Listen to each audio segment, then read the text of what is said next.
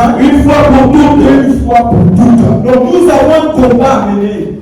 Et le combat qu'on doit mener, Paul le rappelle à Timothée, il dit combat le bon combat de la foi. Parce qu'il y a des mauvais combats. Ou il y a des combats inutiles. C'est-à-dire des combats qui n'ont pas de récompense après la vie. Après, c'est-à-dire lorsque nous mourons, nous n'avons pas de récompense parce qu'on a combattu pour un tel homme politique, on a combattu pour telle chose. On peut combattre, mais toutes ces choses pour lesquelles nous combattons n'ont pas de récompense après la mort. Le seul combat qui est digne, le seul combat qui mérite d'être combattu, justement, c'est le combat de la foi. Et le combat de la foi, c'est le combat de la parole. Parce que la foi vient de ce que l'on entend, et ce que l'on entend vient de quoi? La parole de Christ. C'est-à-dire, sans la parole, il n'y a pas de foi. Et si on demande de combattre pour la foi, ou dans la foi, c'est qu'on doit combattre pour la parole. On doit combattre pour défendre la parole, on doit combattre pour vivre la parole. Et c'est ainsi que nous serons récompensés après ce combat, ou après notre mort. Amen, l'Église. Amen, l'Église. Donc, comme je disais, nous avons une thématique qui n'est rien d'autre que les vaillants soldats du Seigneur Jésus-Christ. Parce que lorsque vous allez dans le monde, on nous parle aussi là-bas de quelques vaillants combattants. Nous lisons le livre de 2 Samuel, du chapitre 8, dès le verset 1er. Si on peut ça rapidement, qu'est-ce qu'il dit? 2 Samuel chapitre 8, à partir du verset 1er, qu'est-ce à partir du verset 1er, il est écrit. Vas-y. Après cela, David bâtit des Philistins. Après cela, c'est-à-dire après quoi? Il y a eu des choses qui se sont passées, il y a eu des événements qui se sont déroulés, et après ces événements-là, il y a eu quelque chose. David s'est mis en mouvement. Sans ce qui a précédé là, David ne pouvait pas se mettre en mouvement. Voilà le verset, qu'est-ce qu'il dit? Après cela, David bâtit les Philistins. David bâtit, c'est-à-dire David est entré en guerre contre les Philistins. Mais cette guerre que David a commencé à faire n'était pas comme les autres guerres. Parce que les guerres qui ont été faites autrefois n'étaient pas des guerres où on allait soumettre la population à notre domination. Mais on allait peut-être repousser l'ennemi pour pouvoir prendre ou sécuriser notre territoire. On a vu des guerres de Gédéon, on a vu des guerres de Samson, on a vu des guerres même de Saoul, le roi qui a précédé justement David. Les guerres que toutes ces personnes ont menées, c'était pour la sécurité d'Israël, ou encore de repousser les limites du territoire d'Israël. C'était comme ça. Mais pour la première fois, un roi s'élève après certains événements pour aller maintenant soumettre. Parce que la suite, vous allez voir que les guerres que David a menées contre les Philistins, contre les Moabites, contre tous les peuples d'alentour, n'étaient pas pour les repousser ou pour défendre le territoire d'Israël, mais c'était pour les soumettre à sa domination, à son empire, à son royaume. Donc ces guerres sont tellement différentes et sont aujourd'hui significatives de ce que nous sommes en train de vivre aujourd'hui. Alors après quoi? Après justement que David ait été consacré roi d'Israël. David a été consacré roi d'Israël après bien des épreuves, bien de combats. D'abord contre Saoul, contre les païens, là où il était là-bas. Parce que David, en fuyant Saoul, il a aussi allé combattre chez les païens, chez les nations. Dans tous ces combats-là, dans ces fuites, dans ces difficultés, après tout ça, David a été couronné. Mais nous savons tous comment David a été couronné. On dit dans la Bible que premièrement, Israël a commencé à s'établir à Canaan. Dieu a envoyé des juges en Israël, plusieurs juges. Et après les juges, Dieu a envoyé Samuel, le premier prophète d'Israël à Canaan. Et là, Samuel étant investi d'une mission, il commence maintenant à se mettre à l'œuvre. Qu'est-ce qu'il fait? Il commence à établir un roi que le peuple a demandé.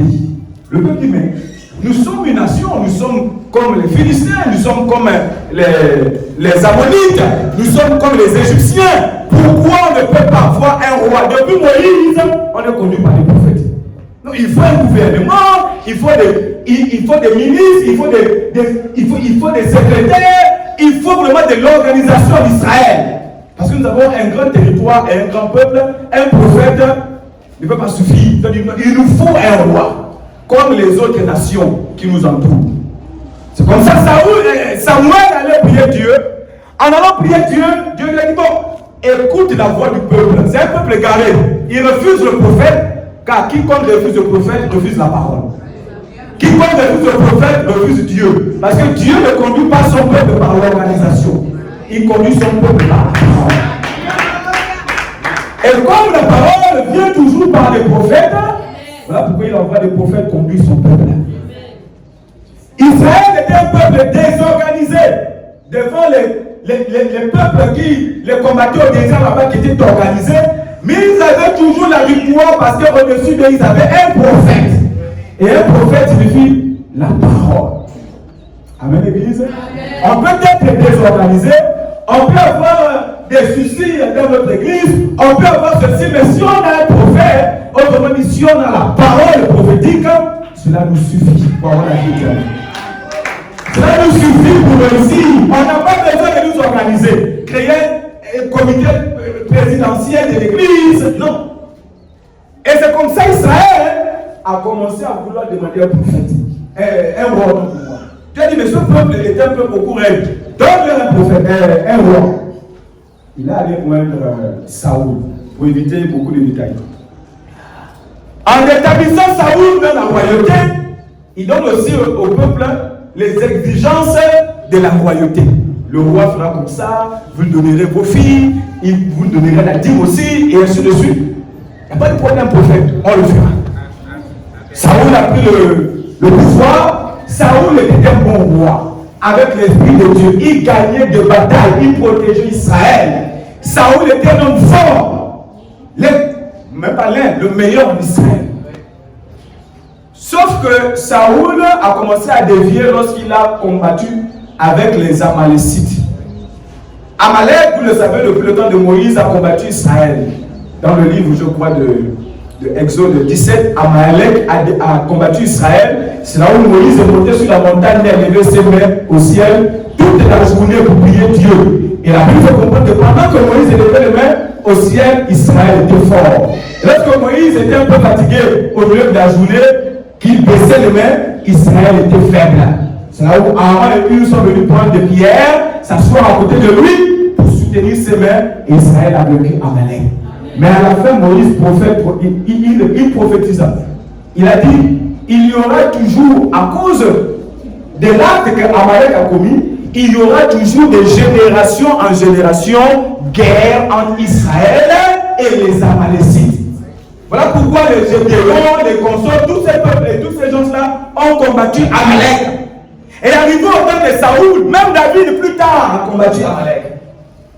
Parce que Dieu a dit c'est un conflit qui va durer de génération en génération. Et pendant que Saoul le faisait face aux Amalécites, il n'a pas respecté la parole de l'Éternel. Il a méprisé la parole du prophète. J'ai dit, je l'ai rejeté parce qu'il a méprisé ma parole. L'obéissance à la parole de Dieu vaut mieux que tous les sacrifices possibles. Parce que lorsque Saoul s'est trouvé devant les Amalécites, il a détruit l'armée, il a détruit tout le monde, les femmes, les enfants. Et qu'est-ce qu'il a fait? Il a laissé quelques brebis et il a laissé le roi des Amalécites vivants. Quand Samuel dit, mais c'est quoi ce bruit d'animaux que j'entends? Il dit, non, j'ai oublié de garder ce bétail pour offrir un grand sacrifice à l'Éternel. C'est pas ce côté que tu demandes. Dieu a dit, tue tous les Amalécites, animaux, femmes, enfants, nourrissons, tout le monde tue, même le roi tue. C'est comme ça lui-même, Samuel a pris l'épée, il a tué le roi. Et en partant, Dieu lui a révélé qu'il avait rejeté justement Saoul. Et c'est dans ces choses-là maintenant que Dieu lui révèle celui en qui Dieu mettait son plaisir. Celui, c'est-à-dire l'homme désiré par Dieu, qui était justement David. Il dit, jusqu'à quand tu vas arrêter, tu vas cesser de pleurer sur Saoul. Je l'ai rejeté depuis. Parce que normalement, en matière de royauté, la tribu de Benjamin ne peut pas être roi. C'est la tribu de Juda qui doit normalement hériter de la royauté en Israël. Donc si les enfants d'Israël doivent avoir un roi, il faut qu'il soit de la tribu de Juda. Mais la manipulation a fait en sorte que c'est Benjamin qui soit le premier roi, c'est-à-dire Saoul qui est de la tribu de Benjamin.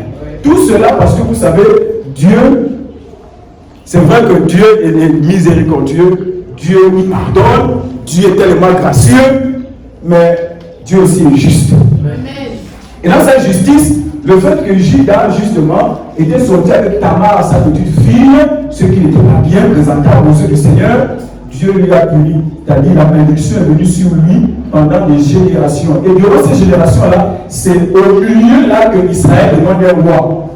Dieu ne peut pas donner le roi à ce peuple-là, de la tribu de Juda, tandis que ce Juda-là est encore sous la malédiction.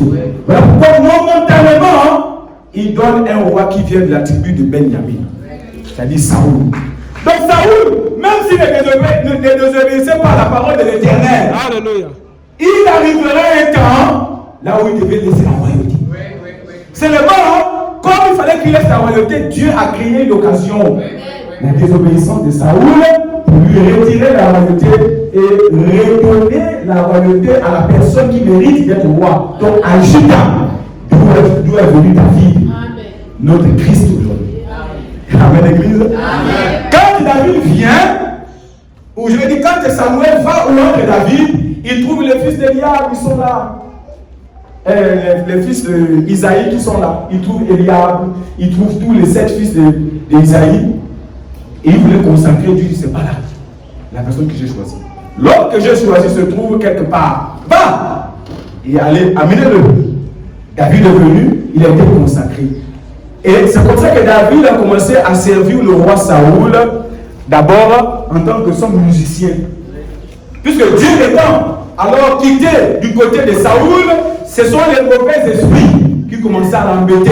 Et pour le soulager, il avait besoin de quelqu'un qui vienne jouer un peu de la harpe. Et David, sachant jouer de la harpe, est venu soulager le roi en jouant auprès de lui. Il a commencé à être son confident, ainsi de suite. Il a commencé à grandir un peu. Mais ce qui a déclenché vraiment l'animosité entre Saoul et David, c'est Goliath. C'est là où vraiment tout a changé. C'est Goliath qui vient mettre la... Sinon, Saoul aimait tellement David. Mais quand Saoul est allé en guerre contre les Philistins, il a trouvé un défi. Le défi, c'était Goliath. Goliath dit, nous n'allons pas faire une bagarre ou un combat d'armée contre armée. Envoyez-nous votre meilleur combattant face à moi. Et si je perds, nous tous nous serons soumis à vous. Mais si vous perdez, c'est vous qui serez soumis à nous. C'est comme ça. Israël était dans le trouble, dans les inquiétudes, cherchant maintenant qui va aller combattre Goliath.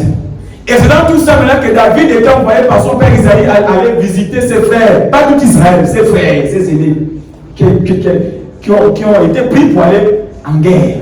Et arrivé là, il écoute l'insolence, il écoute les mauvaises paroles que libère Goliath, pas d'abord contre le peuple ou contre le roi, mais contre l'Éternel.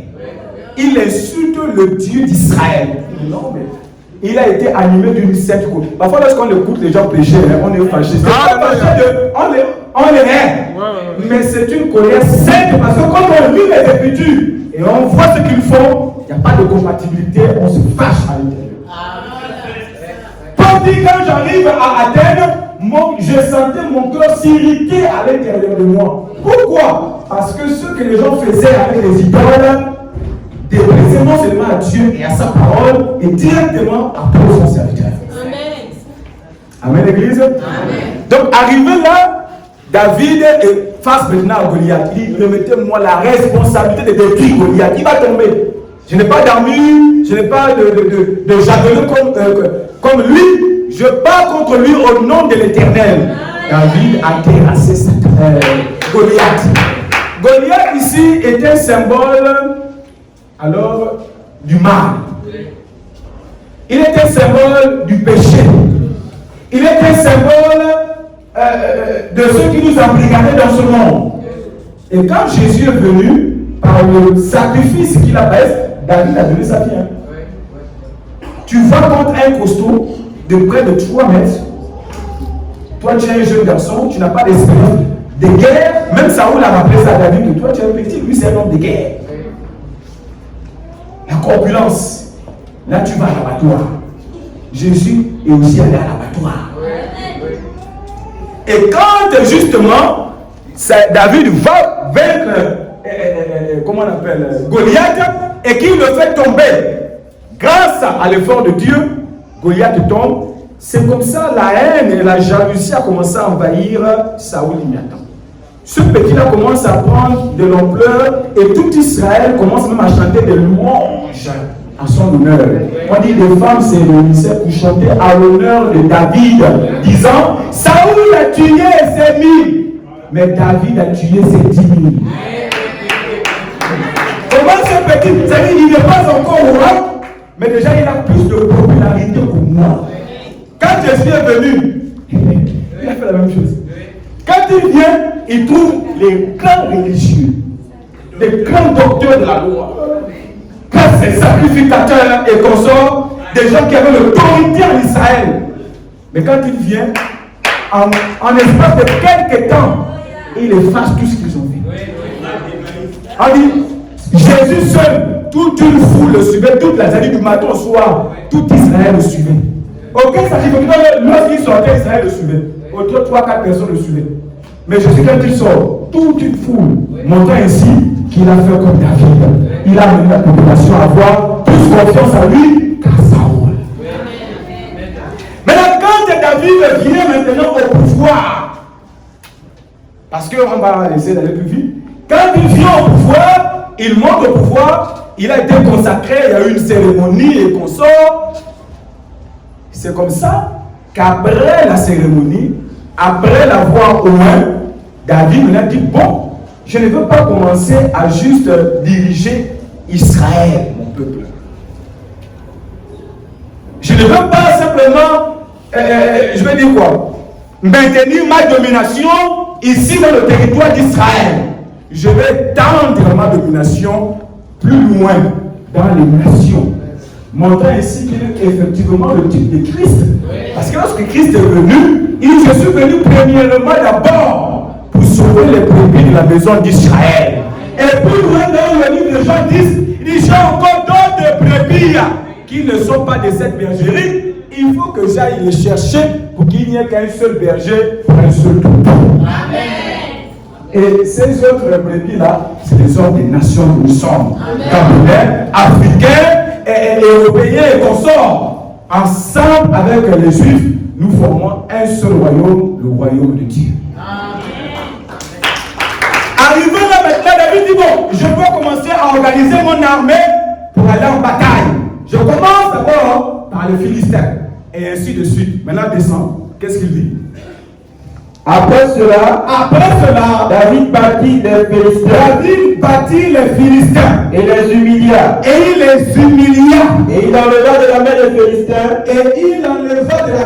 Philistins. Les règnes de leur capitale. Les règnes de leur, c'est-à-dire l'autorité qu'ils avaient dans leur ville. Les princes des Philistins avaient une autorité là-bas. Et David, on dit les humilia. À tel point que les gens voient comme ça, son prince, tout ça, c'est un faux prince. David avait tellement de l'autorité maintenant dans le camp des Philistins. Pas Israël. Il faut combattre les rois des Philistins, les princes alors des Philistins, et en les humiliant, il arrache du cœur du peuple leur autorité. L'autorité que ces gens avaient là-bas, il arrache ça, il met ça sur lui. Et après ça, maintenant, il continue son expédition. Qu'est-ce qu'il dit? Vas-y, au verset 2. Il bâtit les Moabites. Il bâtit aussi les Moabites. Et il les mesura avec un corbeau. Et il les mesura avec un corbeau. en les faisant coucher par terre. Et il en mesura 2 cordeaux pour les livrer à la mort. Et en plein cordeau pour leur laisser la vie. Et les Moabites furent assujettis.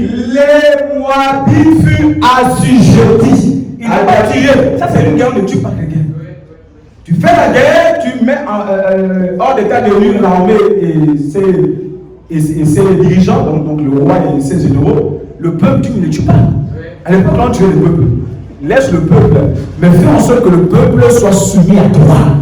On dit, tout Moab était assujetti à David. Il a commencé avec les Philistins, il a élevé l'autorité que ses princes avaient sur eux, ils ont été assujettis, il va chez les Moabites, il enlève les autorités et il vient assujettir le peuple, il va encore plus loin avec notre peuple. Vas-y.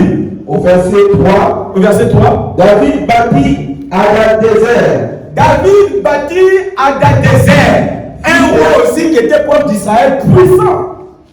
Et dans sa toute puissance, il ne pensait pas que le petit David qui vient d'être élu roi, ou bien qui vient d'être établi roi, peut le défier. Et dans sa toute puissance, il était confiant. Quand David vient, il le terrasse.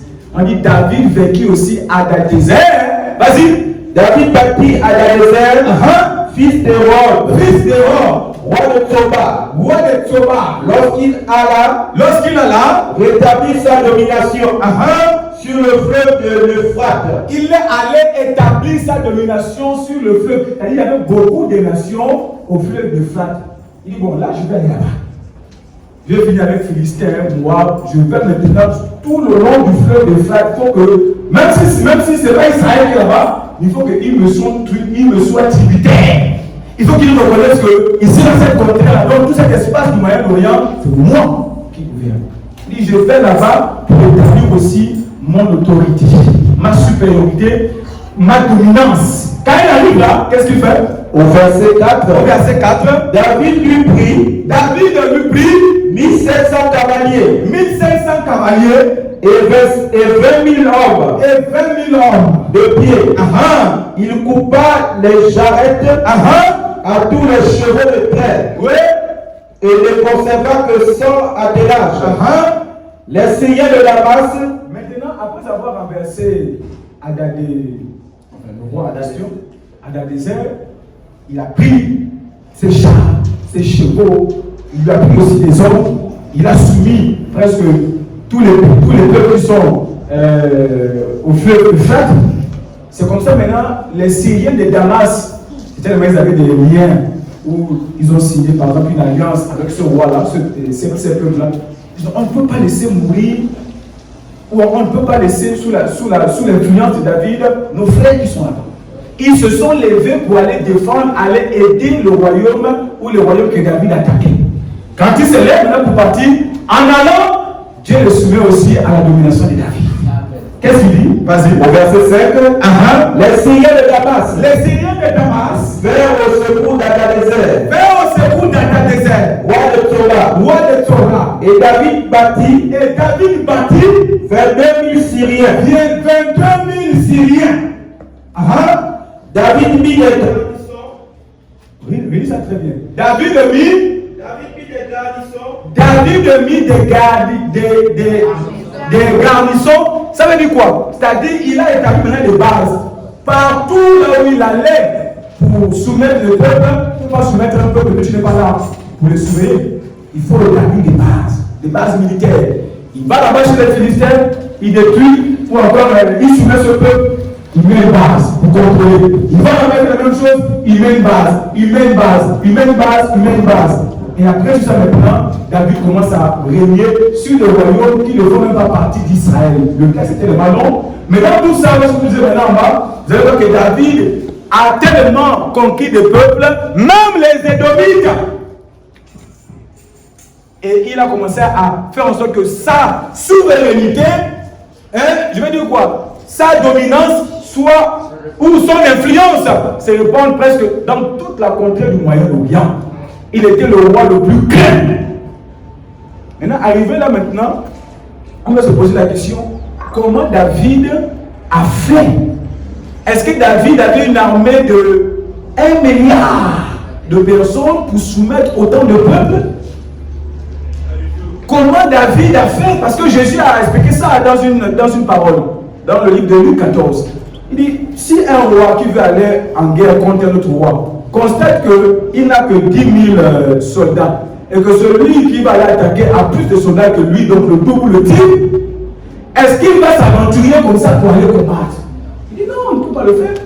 Si c'est qu'il a moins de soldats, il va automatiquement envoyer un ambassadeur pour essayer de négocier la paix et voir comment s'en sortir.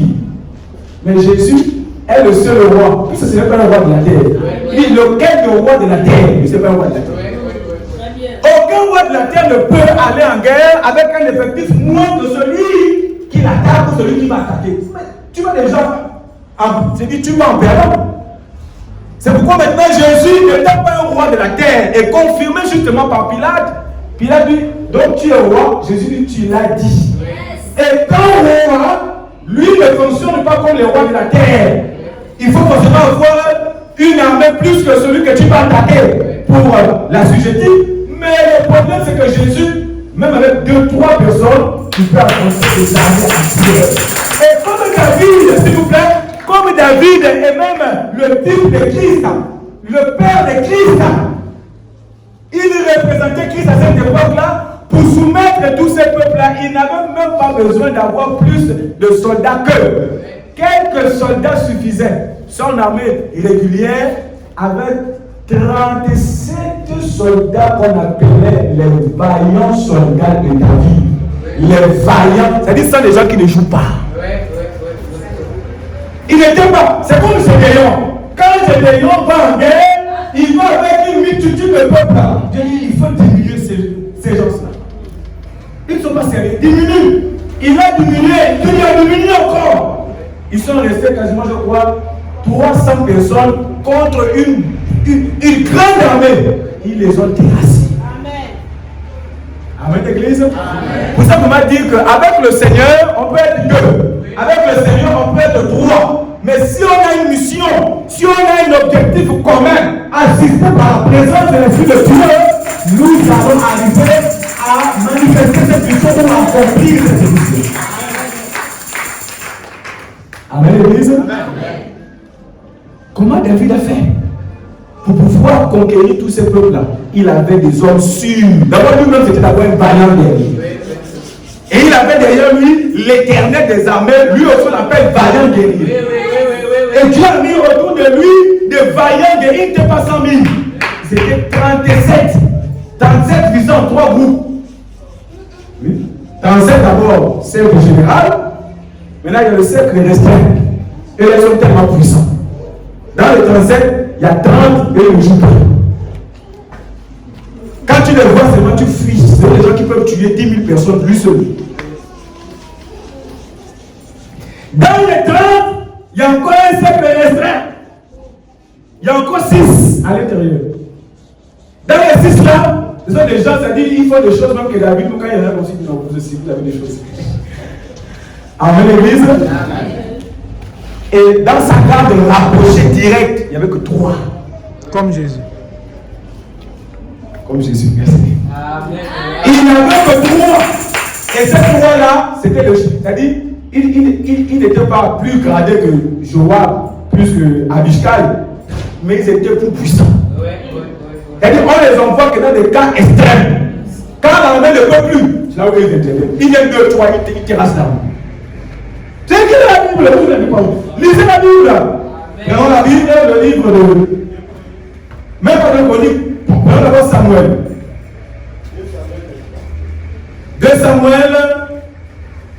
On va prendre d'abord le 2 Chroniques, là, chapitre 11. Tu prends d'abord le verset 1. Et on va dans Samuel, parce qu'il y a quelque chose dans Chronique. Il y a un détail là-bas qui va nous aider à comprendre cela. Allons-y rapidement, s'il vous plaît. Oui? Oui, au verset 1er. 2 Chroniques, chapitre 11, à partir du verset 1er. Il est écrit Roboam, 1 Chronique 11, au verset 1er. 1 Chronique 11, au verset 1er. Et un frère me prépare rapidement le livre 2 Samuel chapitre 10, à partir du verset 7, vous allez voir la particularité de cette vaillant. On n'appelle pas vaillant tout le monde. Tu peux être dans l'armée, mais tu n'es pas un vaillant.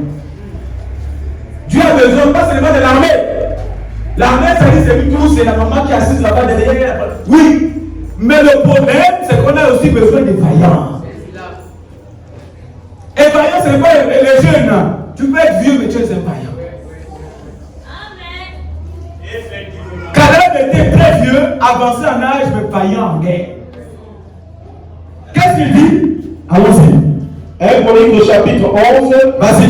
dès le verset 1er. Oui. Tout Israël s'assembla auprès de David, à Hébron, en disant, voici nous sommes tes os et ta chair. Au verset 10. Au verset 10, oui. Voici les chefs des vaillants. Voici les chefs des vaillants hommes. Des vaillants hommes de David. Qui étaient au service de David. Qui étaient, pendant que David faisait ces conquêtes-là, voici les gens qui étaient avec lui. Ce n'est pas n'importe qui. Et tu regardes bien parmi ces gens-là, tu comptes les Israélites, ils sont peut-être d'autres fois. La plupart sont les hommes des nations. Vous pouvez avoir davantage qu'il s'agit ici de l'histoire de l'Église. Quand tu dis les noms de toutes ces personnes, leur origine, on te dit un tel de tel peuple, un tel de tel peuple. Et parfois même ce monsieur-là va attaquer avec David du son peuple. Parce qu'il ne se considère plus comme homme des nations, il se considère maintenant comme vaillant de David. Quand Dieu cherche les vaillants, aujourd'hui, ce n'est pas les Israélites qui l'attendent. C'est nous les hommes des nations. Pour répandre son royaume, pour répandre sa domination dans toutes les nations, en Côte d'Ivoire. Et partout sur la terre, au Gabon et partout. Mais pour cela, il ne faut pas des gens faibles, il faut des vaillants. Vaillant ne veut pas dire que tu seras là en péché comme le prophète de l'apôtre X ou bien Y. Non. Mais tous les actes que tu poses de manière positive au sein de l'œuvre sont des actes de vaillance dans la foi. Je dis à l'église, je vous exhorte à combattre pour la foi qui nous a été transmise. Donc tous les frères de l'église sont appelés à combattre. Mais d'autres combattent sans vaillance. D'autres combattent, ils commencent un peu, après ils arrêtent. Un vaillant, il ne s'arrête pas, il combat avec persévérance. On va lire ça ici. L'un des vaillants, ou quelques-uns des vaillants soldats de David, il y a un parmi eux, lorsqu'il se battait, il se battait à tel point que même son bras était fatigué, mais il se battait toujours. Il tuait les armées. Son bras est fatigué, mais il continue à se battre. Image de la persévérance. Ça peut être que ton corps ne répond plus, tu es malade, mais tu continues à venir à l'église. Alléluia. Tu continues à prier pour les frères, pour les sœurs, pour la mission, malgré ta difficulté. Si ce monsieur disait, donc quand mon frère est fatigué, Dieu lui-même il sait, David lui-même il sait, je peux me donner la mort ou bien je peux me laisser tuer. Ce n'est pas une raison. Parce que c'est un vaillant, ce n'est pas un homme du peuple, ce n'est pas un soldat lambda. Il fait partie des vaillants. Amen l'église. Amen l'église. Descends frère, qu'est-ce qu'il dit? Et qui élève avec tout Israël.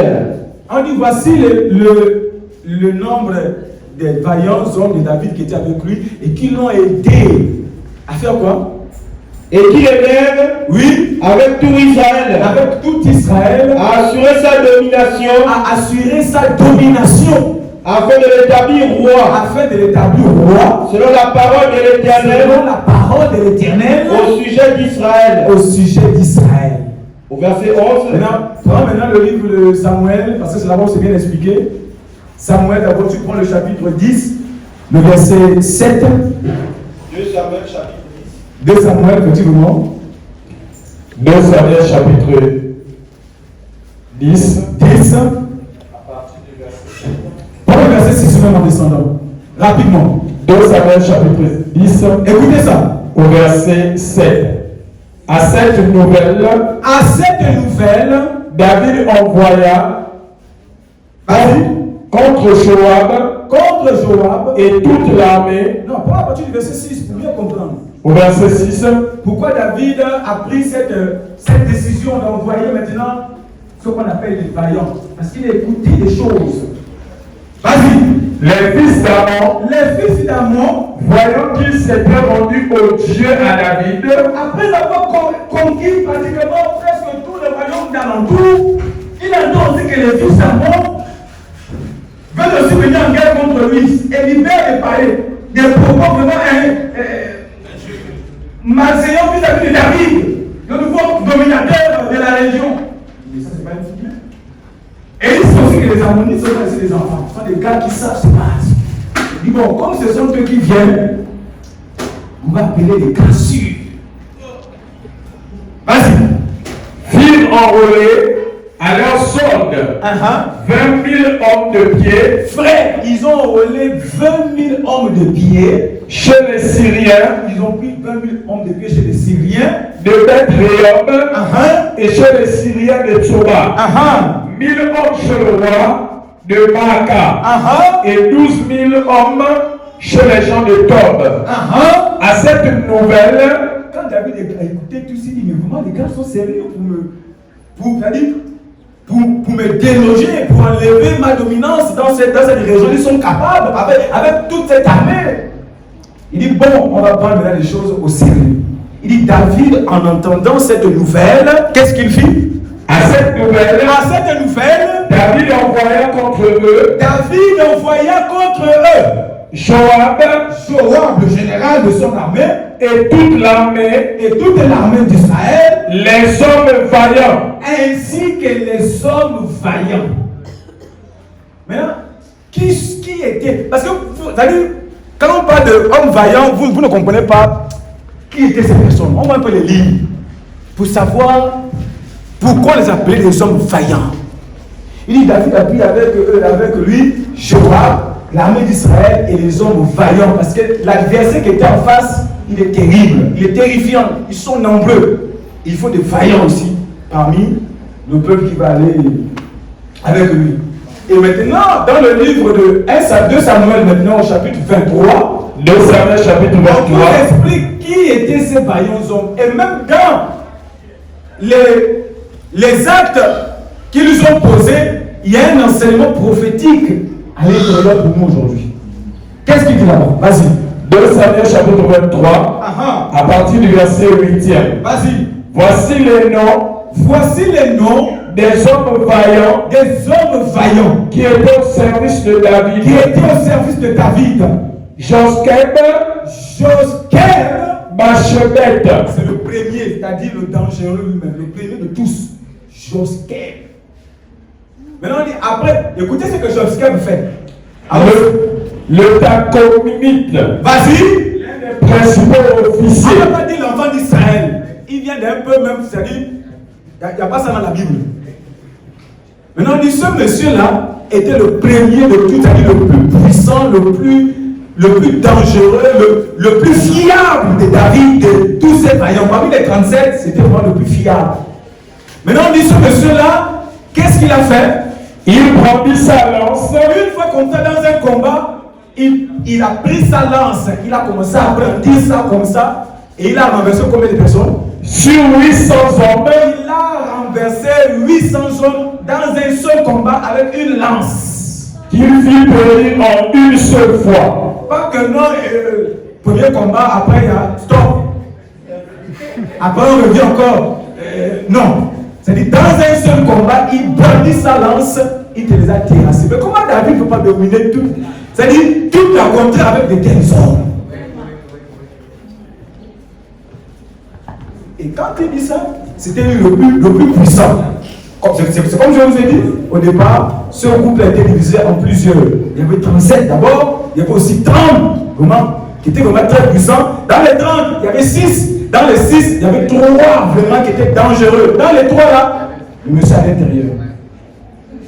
Maintenant, après lui, vient le deuxième, le troisième. Qu'est-ce qu'il dit? Après lui, Éléazar, fils de Dodo, fils d'Akoshi. Il était l'un des 3 guerriers. Qui affrontèrent avec David. Les Philistins. Rassemblés pour le combat. Pendant que David faisait ses conquêtes là, il y avait une fois, il était face aux Philistins. Et pendant ce temps, le peuple c'est-à-dire les soldats qui étaient avec David, tous ont fui. Ils sont restés que 4. David seul et ces 3 là. Même les 37 là qu'on a cité, vaillants là, ils sont partis. Mais la bravoure de ces 3 là avec David a fait en sorte que les Philistins tombent. Et qu'est-ce qu'il dit? Il était l'un de 3 qui avait affronté les Philistins. Tandis que les hommes d'Israël se retiraient sur les hauteurs. Il se leva et frappa les Philistins jusqu'à ce que sa main fut lasse. Sa main, ça dit sa main est fatiguée de taper, mais il tape. Amen, l'église. On ne peut pas nous lasser parce que nous avons un problème, nous avons un problème de finances, nous avons un problème de ceci, problème de petit, problème de prédicateur, problème.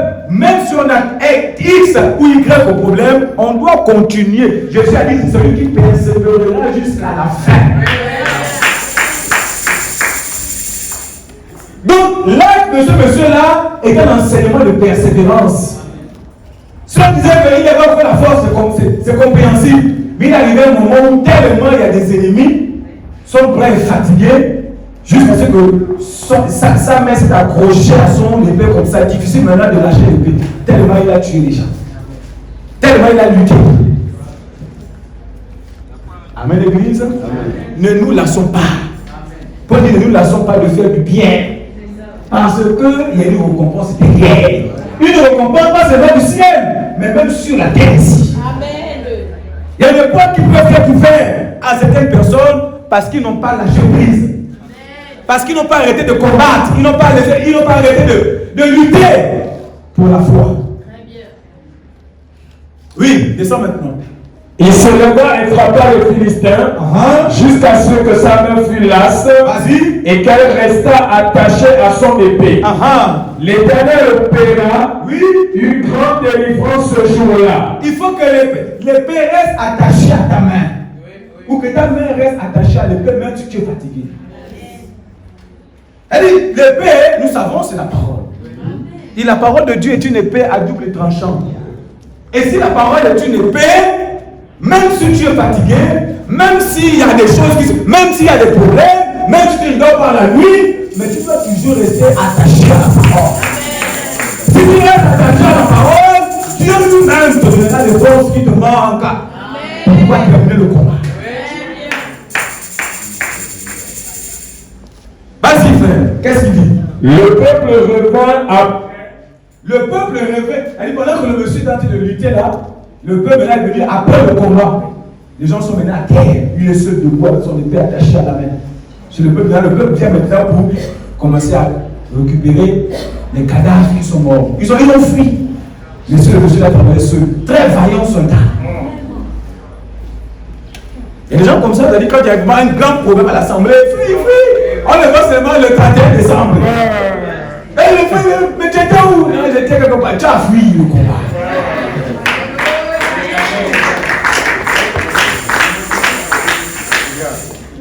Amen. Amen.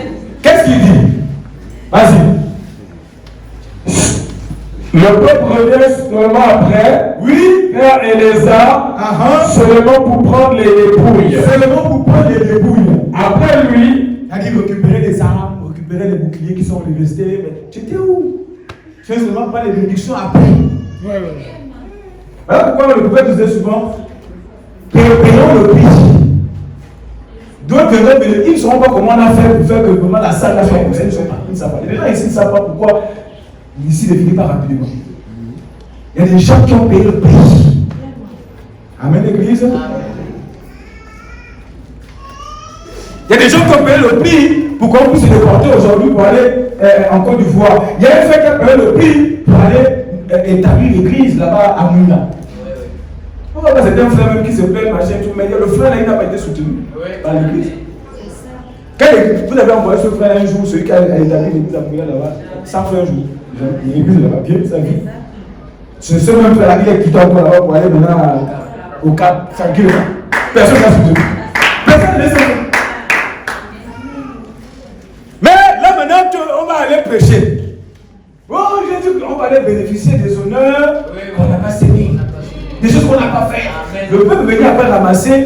débrouillent, ramasser ce qu'ils peuvent ramasser pour aller à la maison avec ça. Les biens, les pièces d'argent, les consorts. Mais le problème, c'est que vous n'avez pas lutté avec Eliazar.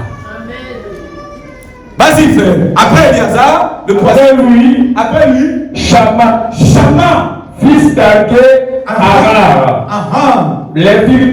les Philistins s'étaient assemblés à Léchi. C'était aussi assemblés à Léchi. Il y avait là. Là, on est en train d'expliquer les exploits de ces gens-là, surtout les trois là, qui étaient considérés comme étant des véritables vaillants, les chefs des ancêtres vaillants, ceux-là qui ne reculaient devant aucun ennemi.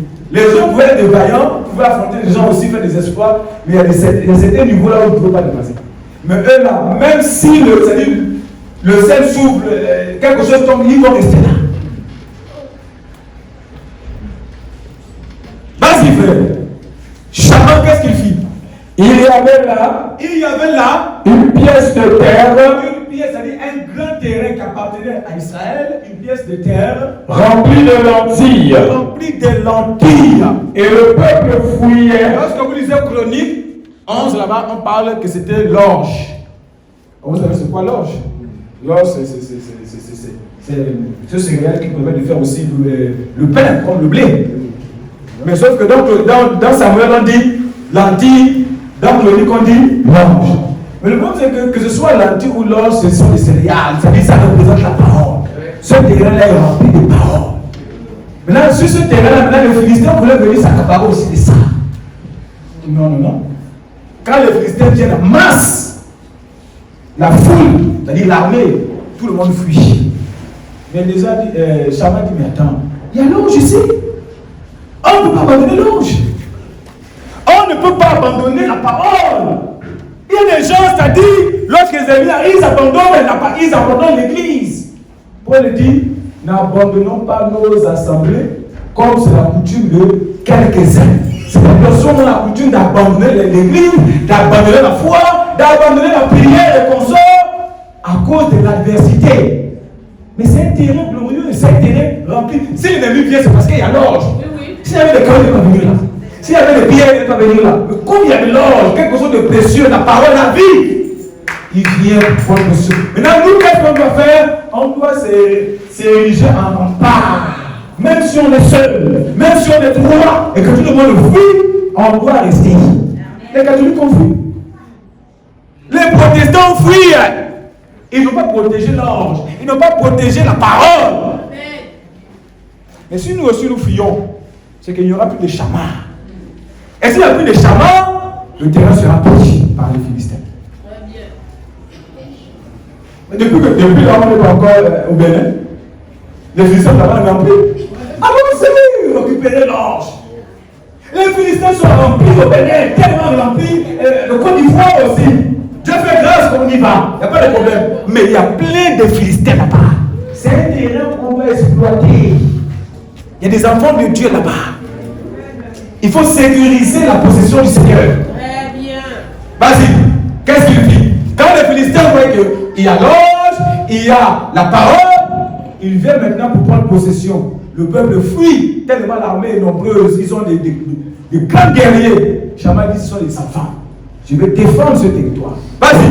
Au verset 12, Shama se plaça au milieu du camp.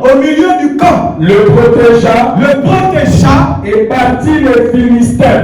La Bible fait comprendre que le mercenaire, lorsqu'on lui confie les brebis, quand il voit s'avancer le loup, qu'est-ce qu'il fait? Il fuit. Mais le bon berger reste à défendre ses brebis. Chacun a eu la foi comme David lui-même, son maître. David, lorsque l'ours ou le lion venait attaquer la brebis, il ne reculait pas. Il avançait à affronter le lion, affronter l'ours. Il a affronté lui seul Goliath pendant que le peuple était en train d'hésiter. Et Shama, sachant comment son maître est, il ne peut jamais accepter qu'il ait vu devant les Philistins, il n'a pas protégé ce terrain. Il est resté là. Il a commencé à les affronter. Alors, il les affronta. Vas-y. Et l'Éternel opéra. L'Éternel opéra une grande délivrance. Dieu a vu son courage. Dieu a vu sa détermination de ne pas abandonner ce terrain qui était précieux pour Israël. Et Dieu l'a aidé. On dit Dieu a opéré un miracle, mais au travers de lui. Dieu a opéré une grande délivrance, mais au travers de ce dernier. Et Dieu veut aussi agir comme ça vis-à-vis de nous. Il a besoin des gens comme ces 3 hommes, ces 3 vaillants, pour amener la mission, l'œuvre, loin. D'abord de vivre la parole dans un premier temps, mais de faire que cette parole soit aussi connue par d'autres personnes qui ne connaissent pas. Vos petits efforts dans l'œuvre de Dieu sont tellement précieuses.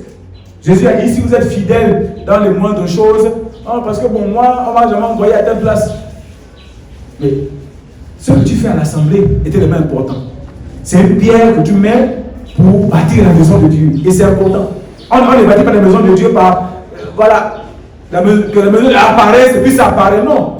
On prend une pierre, on pose. L'autre pierre aussi, on pose dessus. Et au fur et à mesure, chacun de nous devons être, ou nous devons apporter notre pierre à l'édifice pour commencer à faire en sorte que la maison puisse grandir au fur et à mesure. Mais si on attend que c'est X qui fera, c'est Y qui fera, ou c'est Z qui fera, on perd notre temps ici à l'église. Mieux faut être pentecôtiste. Amen, l'église. Amen, l'église. Nous devons être des vaillants, les vaillants de David. La Bible veut comprendre pour finir maintenant, dans le livre de 1 Corinthiens 15, si je ne me trompe pas, 1 Corinthiens 15, chapitre 15, oui, à partir du verset 58. Vas-y. Ainsi, mes frères bien-aimés, soyez fermes,